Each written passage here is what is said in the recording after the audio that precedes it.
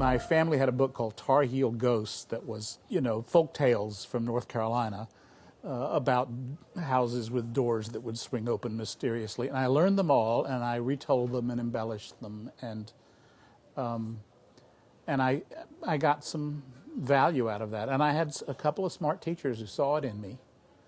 One particular who handed out postcards of art and then asked us to tell the story that we imagined to be happening around this visual stimulus. And then I had a senior English teacher, Mrs. Peacock, who also taught Ann Tyler and Reynolds Price. And she singled out all three of us within our class in a way that was very probably annoying to the other members of the class, and said, "You will be the writer. You will be the writer." I was trying to write a nonfiction story, a newspaper feature story, about the fact that young heterosexuals were trying to pick each other up at the Marina Safeway on Wednesday night. They actually had a ritual where people would go down there, the women especially, totally overdressed for the supermarket, and cruise each other. And I went down there on a Wednesday night and, of course, couldn't find anybody that would talk to me about why they were there. So I went home and made up a sort of prototypical new girl in town, and I called her Marianne Singleton. And in my version of it, she finally meets a guy that's not a complete jerk, and he turns out to be gay. And my editor at the Sun said, "Why don't you follow her?" And I said, "Well, I'll follow her, and I'll follow that guy."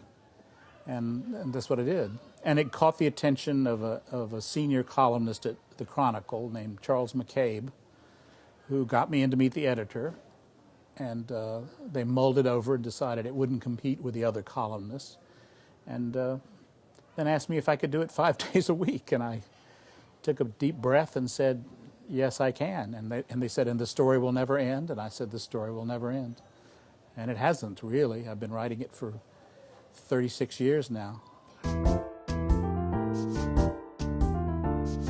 Having to write every day just made me say, it's going to be on the bottom of somebody's birdcage tomorrow night. You cannot worry about it. Just do it. And some of the best stuff happened under those circumstances. And then I had, you know, current events basically shaping it. When Anita Bryant launched her anti-gay campaign on the second series, I was able to respond the next day. And I had already established my gay character as the son of Florida orange growers. So all I had to do was have his mother write and say, "We've joined the Anita Bryant crusade," and then he realizes he has to come out. And that's when I had to come out to my own parents. So the character's letter to his parents saying, "Don't feel bad if you think you made me this way, because it's the light and joy of my life," is what he says. That was my statement to my own parents. I learned the lesson that tell stories on yourself, you know. I mean, that's what coming out is about. If you take your secrets and put them out there and say, "I'm not ashamed of this. This is who I am. This is the way I live my life," then you cannot be victimized in the way that it's so ridiculous to see these people who over and over again, these Republican congressmen and preachers, and who've led a fake life and have no life at all as a consequence. It's not limited to gay people. I think in a way gay people are lucky because we're thrown out of the nest fairly early. I've noticed with my siblings, they've both had to have moments in their own lives, and they're both straight, where they had to say, "This is who I am, this is the way I am, this is what I stand for." And it's easier to buy the package when everything conspires to say, "Yes, here's the husband or wife you need to have, and now you've had the baby," and you can find yourself entrapped in something that you didn't really choose on your own. Don't take it too seriously.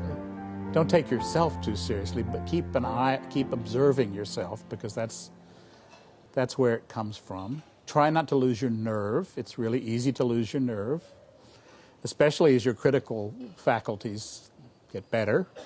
You're harder on yourself, so don't do that. Back off. Play. My dog reminds me of that. Play. I mean, it suits what I'm doing. Maybe it doesn't suit what other writers are doing, but it suits I think I keep my connection with my readers because they can feel a sense of mischief and play. I care about what they're feeling. That matters to me. It doesn't to other writers. Other writers want to just, some writers want to just express what's coming out of them. I'm acutely aware of that connection with my readers, and I get pleasure from it. I get strength from it. It keeps me going.